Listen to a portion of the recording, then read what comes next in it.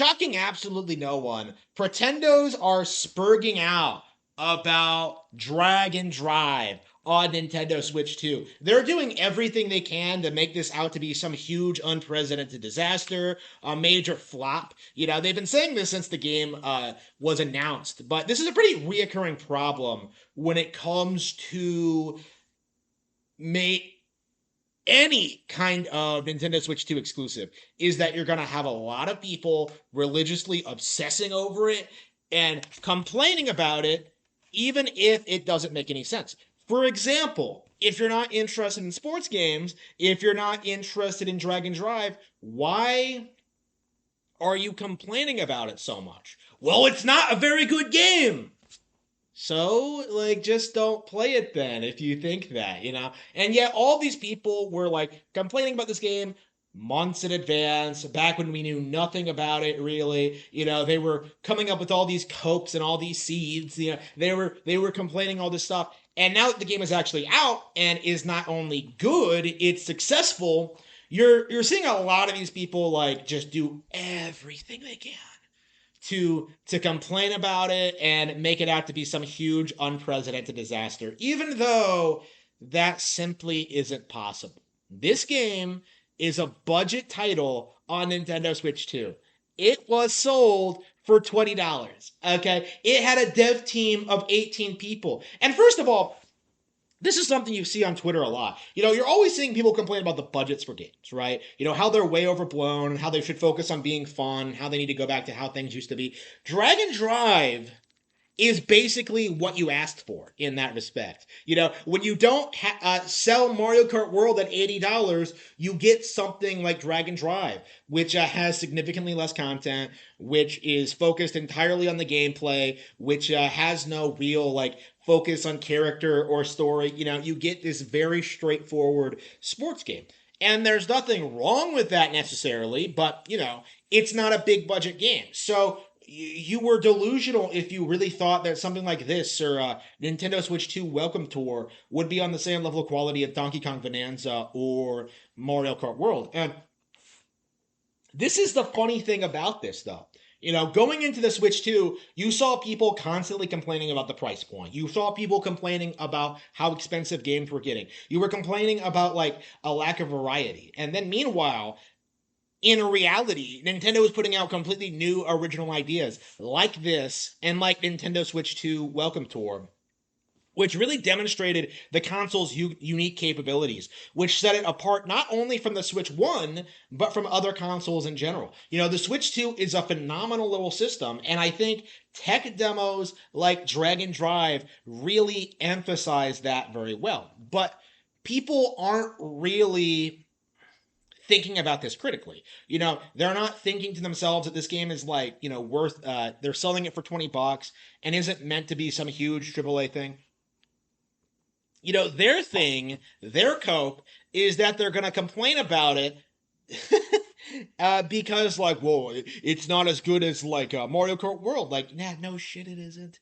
No shit. It's a lower budget game. What part of it's a lower budget game do you not understand? And I do think this is a really interesting example of this kind of phenomenon, because you won't really see anybody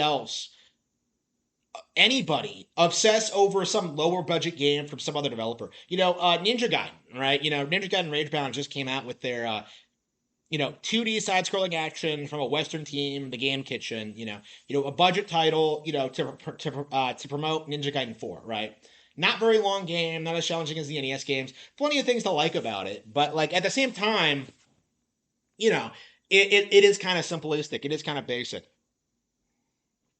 You're not really going to see someone look at that and then say it's oh, it's cheap, it's uninspired, it's boring, it's a waste of everyone's time. No, people liked Ninja Gaiden Ragebound for what it was and what it offered, for being a callback title to classic Ninja Gaiden games. People didn't look at that and then try and tell themselves that well, the Messenger was better. That's not the point. Ninja Gaiden Ragebound was a budget title, produced by Koei Tecmo, that was meant to get older players, people who are familiar with the NES games, like invested in the Ninja Gaiden IP in preparation for the release of Ninja Gaiden 4, which I'm sure is going to be one of the best games of the year. So, like, again, same general principle, right? Lower budget game, smaller team, lower price point, and yet people aren't coping and seething about Ninja Gaiden Ragebound the way they are Dragon Drive. Because the only reason people are whining about Dragon Drive while they're like hyper analyzing like the marketing for this game. Like how many other games do you see people looking into like the terminology of what they call the vehicles? Because you keep seeing people insist that like, oh, Nintendo not calling them wheelchairs is woke or anti-woke or whatever. And it's like, they're obviously not wheelchairs if they have like jetpacks on them because they move faster than regular wheelchairs. You can do stunts with them. They are more like vehicles. Like they resemble wheelchairs, but they're not the same thing at all. Clearly. But and yet people like on both sides of the political aisle have been trying to make this into a political issue, and it really does demonstrate just how delusional and insane the community is when it comes to downplaying new Nintendo games. Because this was a smaller game from a smaller team, releasing after Donkey Kong Bonanza and Mario Kart World, right? Two huge Nintendo Switch 2 games. Like the giant cope that I'm seeing everyone say, like, oh, this is Nintendo's new game for the month, like completely out of touch with reality, considering all the other games that are coming out this weekend, that are coming out this month, coming out next month, like, the fact that they're going to drop a Nintendo Direct, like, in the next month or so, like, doesn't even seem to cross their little minds, like Kirby's coming out, Shinobi 3. There are just so many examples of games that people are looking forward to that it's very difficult. Like, for example, right? I've put 40 hours into Mario Kart World.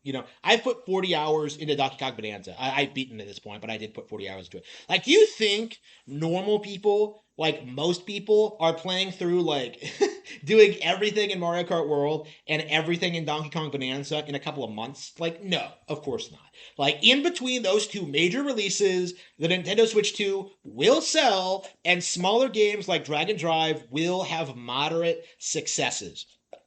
Dragon Drive doesn't need to be a AAA big budget title in order to be successful. And I do think that gaming YouTubers need to get it through their thick skulls that Nintendo doesn't need to cater to their fringe interests. They don't need to release hype new titles every month.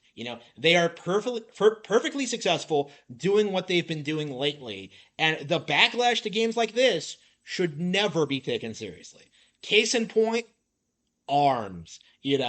I remember when ARMS came out and everyone was declaring it a massive failure and how everyone hated it. And now that Dragon Drive is out, you're seeing a lot of people look back on that specific title fondly.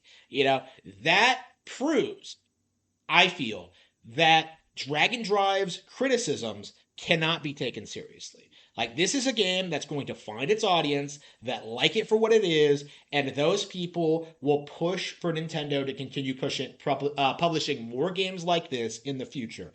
This is, I think, a very nice companion series to Nintendo Sports, and I am excited to see just where these motion controlled games go in the future.